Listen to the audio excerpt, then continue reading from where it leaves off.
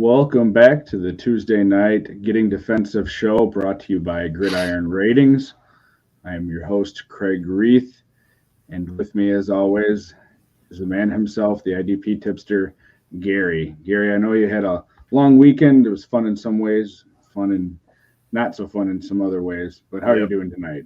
I'm doing pretty good. Nice recovery. Not used to riding around in a car for so long. Yeah, it was fun going to the expo. Had fun Saturday, Sunday. Friday night was kind of a bummer on the road. We went to the Detroit uh, Buffalo game, and they had a certain blackout in certain area below Detroit. So when we get there, we find out our reservations are no good, or at least we're good unless we wanted to stay in a dark room. So we checked all over Detroit for up until the preseason game started, and then all the way back down. Ended up having to come all the way back down to Toledo before we could even find a room. Everybody else had a heads up before we did. They sent the notification by email at 10 a.m. that morning, and they had known for 2 days they hadn't had power. But they didn't, and we were on the road, so we didn't check our emails on the road, right? Yeah. So, anyways, yes, it wasn't fun, but it was fun. So, Expo was excellent. Glad to hear it. Yeah, sounds like you had some fun. So you were talking involved. To people meeting up. What's that? I said you were involved with that Stay Home Expo. Yeah, I had been invited to that, and I showed up and was able to be on some streams and talk to some people, which was fun. So What was that about? I didn't really catch it. I apologize. Yeah, I mean, it was really just some people, having little different shows where they giving out advice on questions that people had. They did some mock drafts, stuff like that. They did a best ball league, draft, just to try to have people that weren't able to go just to meet up with people still on streams and have conversations. So it was nice that way. Right. Sorry. It's getting cold. Turn that fan off. All right. No problem. And James, as you guys can see, is not with us tonight. He is off on special assignment. So he should be back next week. For all of you missing him, you can catch up with him on Twitter. But he should be back. He's just, again, super secret mission for us on Getting Defensive. So we do have some news and notes before we get into the topic tonight. And Gary's got a special little segment for us, too. But sort of the big one we'll start with today. Jamal Adams signed an extension. It was 4 years, $70 million, about 38 guaranteed, which keeps him with Seattle as long as you don't trade him or something through 2025. He's turning 26 in mid-October, so that'll keep him in his really productive years, it seems, locked up in Seattle, which makes sense given what they gave up to get him from the Jets. So I know James would have a lot to talk about with Jamal Adams being his top IDP guy if he were here. I know you're a little bit lower on him, but Gary, do you see this changing anything really for Seattle or for Jamal Adams? Well, I mean, I'm not really that low on him, I don't think. Well, just compared to James, I mean, this is number one overall IDP. Right, okay. Let's see. I guess the basic, I don't have an argument for him to be the number one guy. I mean, that's an option. But at least defensive back, you get what you pay for, and that's what they're doing. He's a top talent, however you look at it, is splitting hairs amongst those top few. And, Wright isn't, or not Wright, but they've already let Wright go. Yep. Wagner's, I think he's 32 or something. Yeah, it sounds right. And basically, tell you the truth, I think that you get a couple more years out of Wagner bringing Adams in now. If Wagner wants to play for the next couple of more years, when you've got somebody like Adams there to do your dirty work, and you can take it a little bit easier on your body. I think we seen a little bit of that last year at the beginning of the season. Then Adams got hurt. So, but either way, it's definitely a benefit for Wagner. there's still only going to be so much IDP to go around. But I can see why they did it. I mean, he's one of the best. You got to pay the man. Yeah, and you don't see teams give up what they did to Seattle in terms of draft capital and that to get a guy like that and then just let him walk when you're contending. Yeah, that's just ridiculous. I think it's a little foregone, but it was nice to see him get paid because they always have those holdout conversations and if he gets tagged, he wants to be labeled as a linebacker or something. There's always those things being thrown around. So nice to see the deal get done for the guy. And then staying in the division, these are probably a little bit less significant, but for the 49ers, they signed Michael Kendricks. He's 30 to a 1-year deal worth a little over $1 million. And then they signed safety Clinton Dix to a little under $1 million for a 1-year deal. Both sort of appear on face to be depth signings, but do you have feelings of relevancy for either one of those off the bat? No. I mean, realistically, Greenlaw, he shouldn't have anything to worry about. It's just a depth signing as far as it. And it's funny because the 49ers kind of do this with some decent players every offseason or players that's had a decent past. They just don't usually re-sign them once again. I think they had Vaccaro at safety last year. Right, I think backing up, and he never even seen the field. So maybe it was Vaccaro. I'm not really 100% sure. It looks like he was in Tennessee last year. All right, so I was thinking that they had. Well, yeah, but you're right. It seems like they always try to find some veteran depth guys to fill out in case something happens, and sometimes they see the field, sometimes they don't. Right. They sort of did that with. Well, unfortunately, ended up being that way with Quan Alexander, where they brought him in to do something and it just didn't work out, and they got rid of him. So, right. All right. Well, that's really it for the sort of IDP relevant, bigger news and notes. Even though that last one really wasn't big for IDP leagues for the most part. But the next thing that we got is we have our sleeper, not the app, but sleeper update for sleepers within IDP. So, Gary, who do you want to talk about first here in your segment? Well, basically, we're getting ready to talk about one of them here in a little bit, but when we do some of these other players. But right now, I'm going to talk about just give updates on the 3 IDP tips or breakouts I do each year. For those of you that might be listening to me about them, I have put them out there to the public, but either way, it's Brandon Jones for Miami. Now I made these calls early in the offseason, actually Brandon Jones last fall, telling people in dynasty leagues to stash him. He's had a twisted ankle. He's not been doing anything but rehabbing.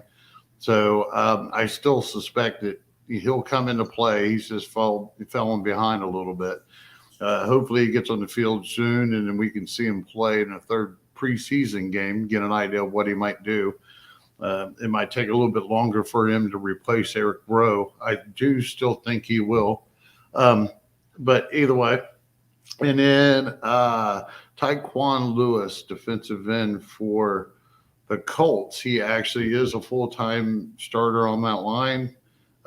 He's playing I believe it was the left side defensive end. Wait a minute. I think it was the left side defensive end is what I read. So. Pardon me? I believe so, yeah. Yeah, and then he kicks inside during passing downs, which when you get kicked inside and you're next to DeForest Buckner, that's a bonus. So it's a nice spot to be. Yep. Right. They're probably taking, Grover Stewart off the field at that point or something. Yeah, I think he's the nose tackle for him. Right. So we'll see. I like his upside. He should still break out enough to be relevant enough to use. I don't make any promises. Nobody's saying tier 1, folks. You don't have a crystal ball, you're saying. Yeah, it just means they'll be more serviceable than they've ever been. So hopefully. The other one is Jarrad Davis, which this year happened to have a decent year. He didn't in the NFL. He didn't do that decent, but IDP wise, he gave us something his rookie season, maybe the next season. That's Jarrad Davis of the Jets. I named him 2 way back in the early off season. But either way, he started. I believe I seen that he wore the green dot and played the entire game. Him and C.J. Mosley. So I didn't catch the numbers or anything like that. I really don't care. It's preseason. And I'll explain a little bit more as we go through some of these others why I don't weigh that heavy on things when it comes to preseason tackles. I mean, if they get a lot, cool. If they don't, it's hang in there. Just these guys are getting it. But either way, whatever he recorded, I have no idea. But, he's wearing the green dot. He's going to be playing probably 90% plus of these snaps if he's calling the plays. We don't know what the Jets have in store for us, but, I mean, that's what they're doing right now with him. So everything looks good for him. The nice thing about him, and another one we're going to be talking about in a little bit, is if you miss out on those top ones because of way you're drafting or say you get into that tier 2 area where Shaq Thompson and them are going off the board, maybe think about it. Well, I can upgrade or do something in another position and go ahead and get someone like Jarrad Davis in another round or two. That's kind of still how it's been, because there still is a question of this. I don't anchor your linebacker core with him, but making him somebody that's right there in the 3rd or 4th spot is not crazy and at a value. And we all know that we can probably find IDP to replace him if for some reason he bombs. I don't think he is. I got him on every possible roster that I could have. But either way, that's the updates that I have. I have the 3 besides late one that we'll be talking about them here in a little bit. So since you brought it up, and that's something we're going to be discussing here more tonight with a few of these people, in the preseason, when someone has the green dot, they're calling plays for the defense. Is that something that you see generally holds through, if they're with the starters and they have the green dot and they're calling through, let's say, the majority of the preseason games anyway? Do you see that generally continue through the regular season, or are there teams that do more of just trying people out to see how they do with that, since, that's what the preseason's all about here? I think the best case scenario is that they're planning on that person because that's why he's playing. That's why, because they can let second stringers and third stringers or whatever, they can do that in practice a lot more. Now, this second week of preseason coming up, maybe we see more backups get a shot, who knows. But I mean, when you put everything together the way these look, 9 times out of 10, it's their job to lose, Okay. And looking at these scenarios this year, the ones that we're going to be talking about, I mean, it's all in their favor. When you look at the depth charts, when you look at what most of them's gotten paid to join, it's still favorable, So we'll really know the third game of the year, I believe. Hopefully. All right. Well, that leads us into, we're talking about tonight's sort of as our main topic, the week 1 preseason IDP wrap up. We have a number of names here that still had either standout performances or noteworthy for people that we've talked about prior. And one of those that we're going to start here with is favorite of yours, Ernest Jones. So for this, they did have him with a green dot for the game. They did make note that I saw in a number of places that Jordan Fuller may have that otherwise. So we'll have to see. And that's sort of why I was asking about that. Ernest Jones, and I don't know how much you saw of the Rams game. He didn't do a whole lot in terms of production. He had 3 assists, no tackles. But again, to your point, that really isn't the end-all, be-all of what you're looking for in a preseason game. Mm-hmm. He started off not doing so well. His overall grade, if you go by PFF, wasn't great, and about 54. And a tackling grade of a little under 33, mainly because of some missed tackles. But from what I saw, he did improve as the game went on when he was out there.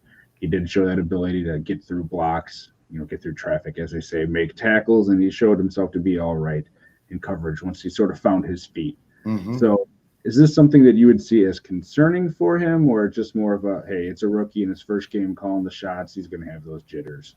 Yeah. Okay. First, not at all. Folks, I'm a Jones fan. I'm not a rookie guy. They're all luxuries, but I'm a Jones fan. I've actually got him with the highest odds to produce at triple digit or better. Either way, when it comes to Jones, I mean, one, let's look at his situation. He's the best guy that they got. They spent a third. It's his job to lose. And you want to talk about a preseason game. Michael Kaiser also, a 40. He scored a 40 PFF. Look it up, folks. And he's not going to get the job done. He didn't get it done last year. He's been in the league. He's not going to get it done. So it's this rookie's job to lose. Here's the impressive part, folks. I read it. It's reported. That first series for like 9 minutes or something, when they stopped him for the field goal at the end, Jones was wearing the green dot, but the mic wasn't working. He didn't hear the plays. He actually called the plays on the field himself in his first debut preseason game. It's impressive. And the only thing, I can't remember the DC's name, but it was quoted that he said he was very impressed, knowing that he couldn't get the plays in from the sideline on how Jones set what he did set it and get it right, and at the same time kept himself calm. Okay? So under pressure, and you got to figure that first 9 minutes was a big chunk of his grade. I bet it did take him a little bit to warm up, right? So, folks, don't freak out. Give him another minute. Let's see what happens. He's the best guy on the roster. If he's not struggling in that sense, we can't judge this game off of that. And we know that it's going to be a productive position. Corey Littleton proved that just a couple of years ago. Mike Kaiser kind of did. So, I don't necessarily think, talking about the green dot, I don't necessarily think they're going to take it away from Jordan Fuller, though, in this particular case. They named him a couple of weeks ago early on that he was going to be calling the plays. And I think it's possible we might have had John Johnson doing it last year when he was on the field. Don't quote me, folks. I don't know. Michael Kaiser or whatever, he didn't do well, folks. So I'm not really sure. It wouldn't shock me. So there's only a few teams that actually do not have their – matter of fact, at the moment, Rams may be the only one in the NFL that's using a safety to call the plays. Baltimore did it with Chuck Clark, but I'm sure the Queen's taken over by now. I can't remember whoever. We might be, in the future, we might see Seattle doing it with Adams. Who knows?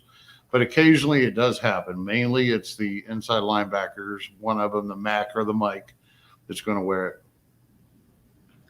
Yeah, and to your point, guys like Micah Kaiser and even a couple games when like Troy Reeder was the main guy there, your whole production by default label for some of these guys, you've seen it with the Rams. One could argue with what Littleton showed last year or didn't show with the Raiders. It may have been the case for him with the Rams too. But with this amount of draft capital comparatively that they invested in him, and then for a veteran defensive coordinator like Raheem Morris, who's the guy there, who's been around, had some really good defenses, to come away and make those comments about being impressed. I think you're able to find a lot of good here, even though sometimes the numbers aren't showing you that. And you just need to press on and sort of see the forest for the trees when we're able to, not just look at those pretty numbers that people put up online and assume that tells the whole story. Yeah. All right. We'll get into your last sleeper guy here that you had put your tip out on earlier.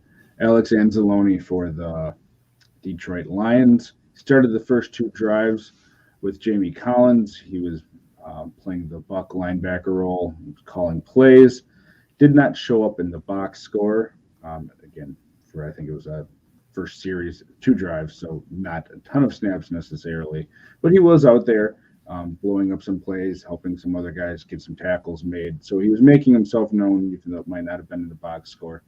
What did you see there yourself? And then, when you went back and watched the whole thing and, read through the details, well, how did you come away feeling about him?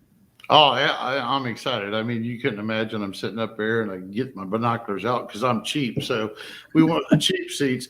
So I'm with my binoculars and I focus down in there, and there's Anzalone calling the plays. So he's in there with Collins. Collins is actually kind of hanging back. Now, overall, man, that defense needs work. All right. So, folks, I mean, when the play was not a lot of high caliber play, let's just put it that way, considering that they did have the starters, and the safeties kind of struggled.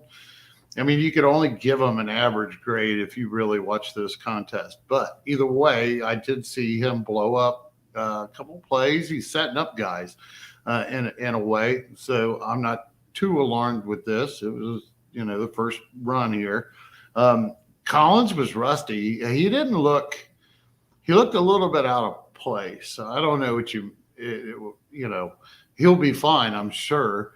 But he just looked like he had some rust to knock off. I'm not sure that he's being utilized like he was with Patricia last year.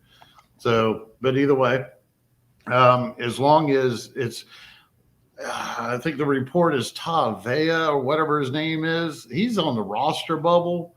Yeah, he didn't look good.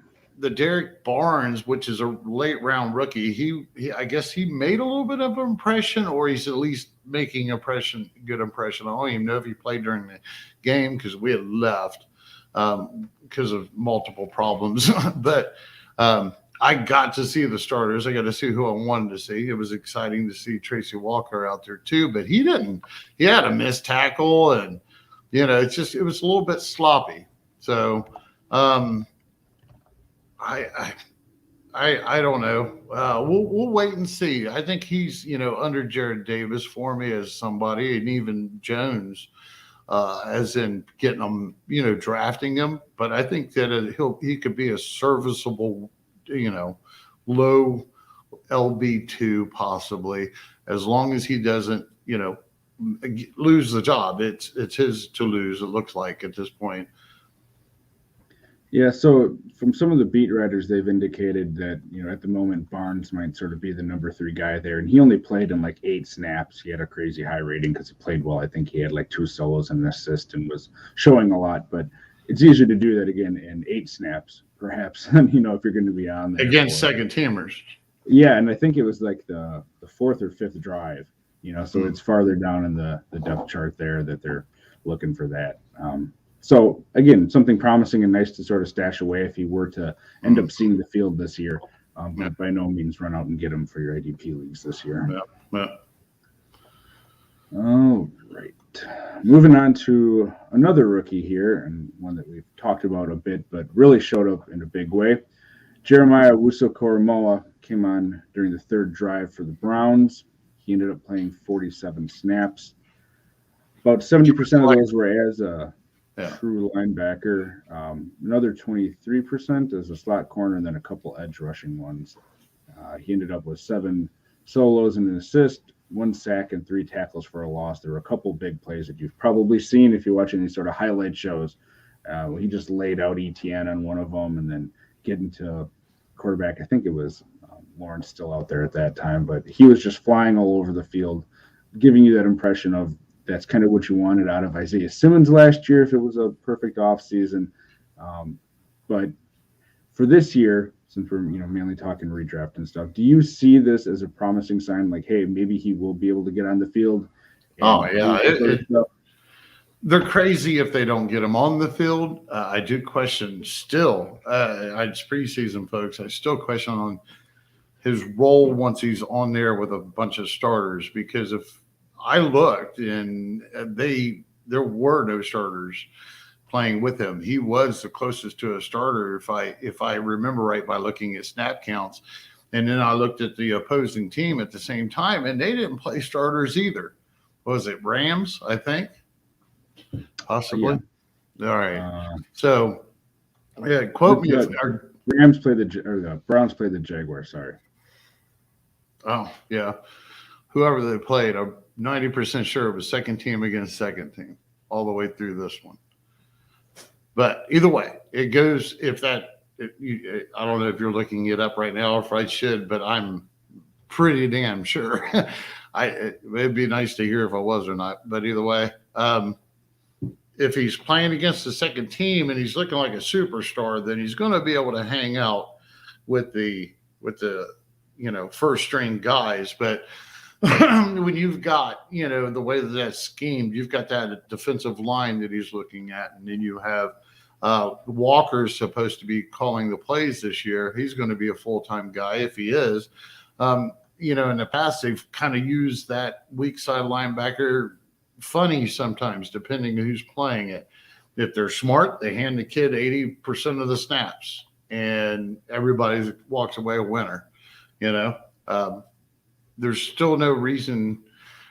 It's hard to jab him way up and say, "Oh, get him over all these other guys." Certainly, yeah. It's a preseason game. Give it a minute. Let's see what happens. I'd stick his value right where you probably have had it. Whoever has had it. Yeah, I didn't find specifically. I know he was out there for a few of those guys that will probably end up starting, but I think because they are the rookies like ETN, I don't think he was out there with the starters, especially Urban Meyer, someone who this season especially. I can have it here in 2 seconds. Okay, 2 seconds. Yeah, basically. Yeah, I was trying to do it up there, and you should have did it here where I'm signed in. So let's see, team. But it was certainly something promising, if nothing else, for a future exciting IDP player who fell a little bit farther in the draft than some people had thought that he might. And it really looks like the Browns maybe have figured out a linebacker of the future finally that'll be able to stay on the field and play all over for him. All right, here's the names: J.O.K, Lakane, Green, Jackson, Thomas, Lee, Rugby, McKnight, McCaff. There's no starters here. No Walker, no nothing. No, there's no starters whatsoever. Maybe a cornerback because I just don't know who the hell they're starting. No, Ward's not on there. The other dude either, Greedy Williams or whatever. Yep, he played, according to fantasy data, he's played 92% of the snaps of that game. So, and then was the leader. Yeah, the starting safety. Right. And who they play? They played the Jaguars. The Browns did in this game. All right, So they had some guys that you're going to expect to be out there. I mean, Chenault played for them. Marvin Jones played. Trevor Lawrence, who I have to assume, despite what Urban Meyer says, is going to be the starter for them. He played a bit.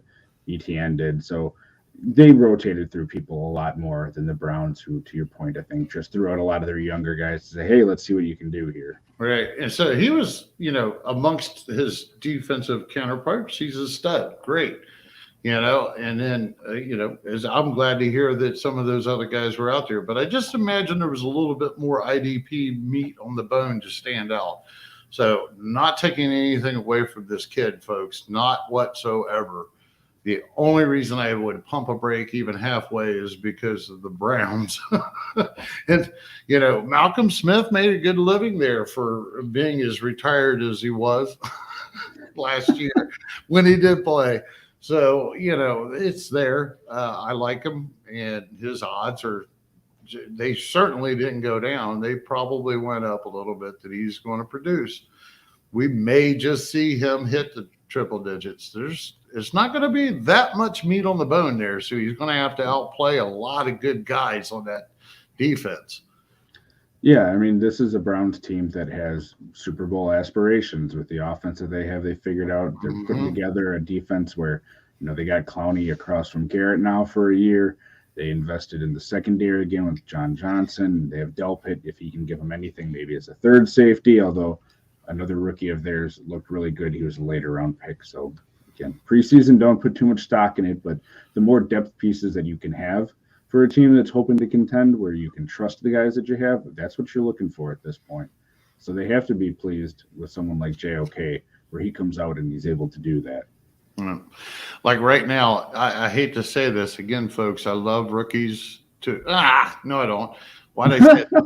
Anyways, they're a luxury if they work out. So, I do like Ernest Jones this year. And when it comes to J.O.K, his odds are really well. But I'll tell you what, right now, if I'm looking at him or Walker on my draft board, I'm, if it's a redraft, especially, I'm taking Walker. I just trust that situation a little bit more in the position that he's playing.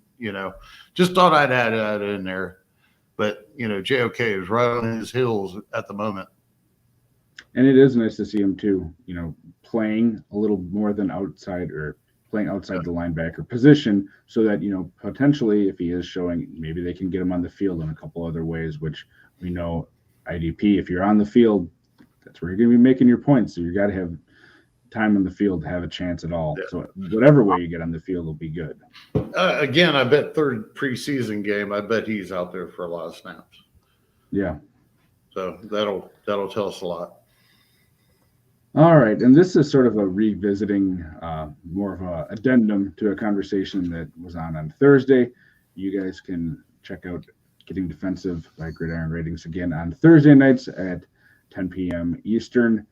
They're going through, again, I believe, another one of the divisions in the AFC this week, sort of giving out their standouts and what they're looking for. So make sure you tune into that with JJ Winter hosting, and then Trip. And I think you're having someone else on too again, right? Justin Barnes, one of our guys. He's a Getting Defensive guy, but he has a lot of things he's doing during the summer here, so before school starts. But yep, he's going to be joining this Thursday night. He has the night off, so I look forward to that. I love coming on here with Justin. I've known Justin for a while. I got to be on a show with him, one of these earlier in the summer. It was nice to meet him and talk shop with him.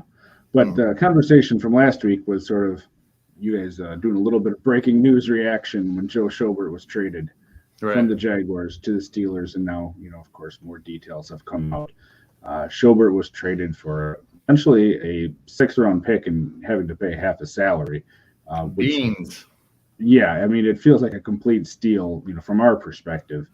And it really makes you wonder, okay, so new coaching staff, Urban Meyer isn't shy about making a move when he feels like it suits him clearly. So was it just not a personality fit? Did they not feel it was a scheme fit? It could be any number of things, but it is a very interesting move. There's definitely there's a bunch of rumors. They didn't get along, that it was just a cap thing. Who knows? Who cares? Yeah. It's done. But for our purposes, he is now, again, going to be one of the starters for the Pittsburgh Steelers. Mm-hmm. And news has come out from him, being Joe himself, that the plan that they have told him is to play him as a dime linebacker, Mac backer in the defense, and also wear the green dot and call the plays, which I think some people were not really expecting, over the past half a week when, news has been gathering over the weekend and stuff. So I know you guys gave your instant reactions, but do you feel that this changes anything from what you had initially thought in terms of value for him or Devin Bush? No. As I said Thursday, and as I've said on quite a few of these and out loud on Twitter, I was already down on Devin Bush. Yeah. He was down in my rankings to begin with, and he was a lot farther down than most people probably would have liked me see rank him there since the early off season. This doesn't surprise me at all. I did not know of that confirmation. How old is that report that you just seen? They said that. Is that today? I think it was earlier this afternoon, because I saw it in a couple places where they were interviewing him, Joe himself, and he had said that is the conversation that he has had with very interesting. Yeah, I had posted sometime this morning on Twitter that I thought that by the time it's over with that he would be wearing the green dot. But I hadn't at that time heard that it was kind of confirmed. So, I just never really – Devin Bush is, I don't think he's going to play but like 70% of the snaps or something. It really depends. I can't see him playing, the Vince Williams position, the spill in or whatever, I guess. I'm not sure he started this past weekend there, but don't quote me on that. But either way, you got to kind of think about dropping Schobert down a little bit, maybe in rankings, but I don't think it's to the point where it might be within the next 5. So you're splitting the hairs there, and there's going to be a lot of opportunities. He's got to be excited playing with J.J. Watt and Tuitt and all those guys. It should be a good deal, but that's a crazy cheap deal for them in the end. But again, he's got a nice sized contract, so they're probably going to have to deal with that. I don't think that the Steelers they probably might get him to restructure next year or something. I don't think the Steelers really pay their guys quite at the linebacker position like that. Yeah. But we'll see. They needed to. They had to do something for Devin Bush. So, folks, sorry. If you had Devin Bush, he's probably taking a value hit. So, I mean, I'd like to think in a perfect case scenario, they would go a traditional type thing, and Bush would be on that field a lot. But the odds aren't good. Unless, they're making some defensive scheme adjustments, which it seem that they plan on using, like you said, Schobert in the nickel, right? Yeah. But they also plan on playing the nickel as much, keeping Schobert on the field anyways. Is something along the lines that I heard that they were talking about. Now, don't quote me, folks. It could be a terrible resource. I'm trying to remember this from earlier. So, but that one there, I'm not 100% about either. But yeah, either way, Schobert's going to, feed.